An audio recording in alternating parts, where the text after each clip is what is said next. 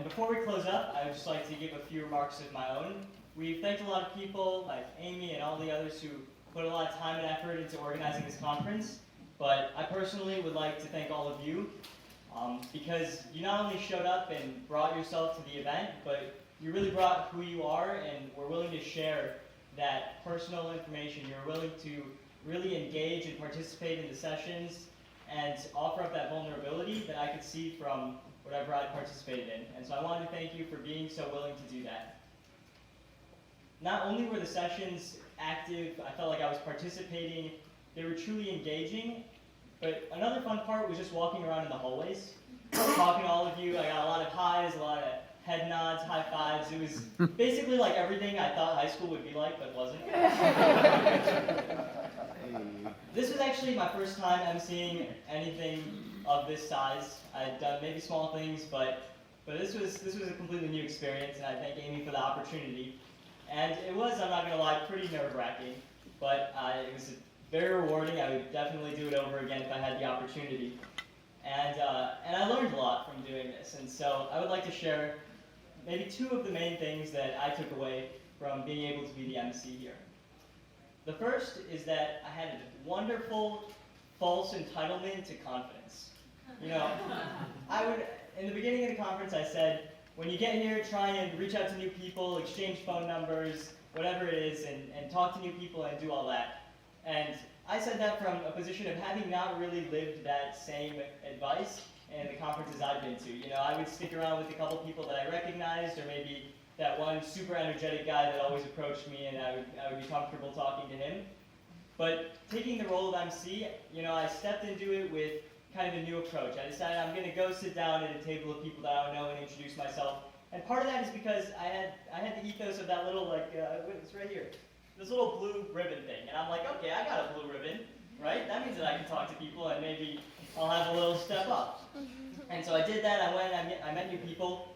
And I got more out of this conference than most events that I've ever done in my life because I took that approach to it. And I did it in a way that, you know, this might sound like bragging a lot, but honestly I feel like I did it in a way that was fearless and in a way that was really sincere.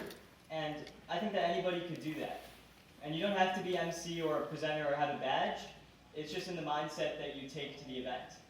So I guess I would suggest to all of you, when you go to something, pretend that you are the MC. And I don't mean go, like, take the mic like you're Kanye West or something, or start introducing people. Don't do that, then people are going to get upset.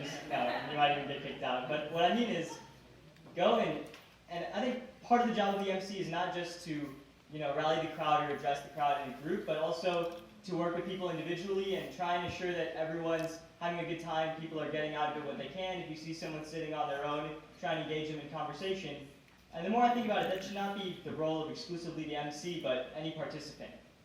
Because if you have a conference where everyone's coming together and they're not just thinking about what they can get out of it, but how they can contribute to the general energy in the room and support the other people, then everyone's going to benefit from it tenfold. And so the next time I go to a conference, if I'm just a participant or whoever, I'm gonna try and pretend like I have that false entitlement to confidence and take a little bit of a larger role. And I think that the person who does that will benefit themselves more than anything. So the second major takeaway I got from this is what felt so good every day, all the time, is people that I don't really know that well, just met here today, and they would go up to me in the hallway and they'd say, hey, great job. You know, you did a good job, you're doing good, keep it up. You know, I see your face right now and I recognize so many people who did that, and it means a lot more than you probably think it does when you're saying that.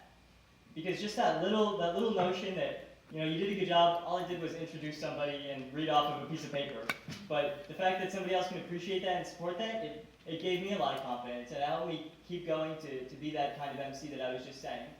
And so I would encourage, you're all great at it, but just keep trying to give the little thumbs up, the little high fives, recognize people for what they're doing and give them a little bit of congratulations and just say that they're doing a good job. And it'll make yourself as happy as it makes them.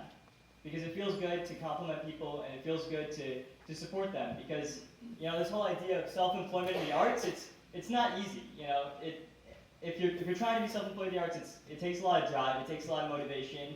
It's not a track that's very worn out and easy to follow. And it's not easy for any one person to do. frankly impossible. Which is why every one of those little encouragements goes a long way. And it's easy here because there's hundreds of us and we're all understanding each other and we can all empathize with the similar notion and idea of being self-employed artists. But then when we go back to our respective schools or cities and communities, we're no longer the majority and we're quite the minority. And so it's not going to be as easy. But find those other people who you find doing something independent that you think deserve recognition, or even if they don't deserve recognition, maybe they could use a little motivation to help push them along the way. And if you start doing this, I believe that you'll start receiving it just as often. So that's all I have to say.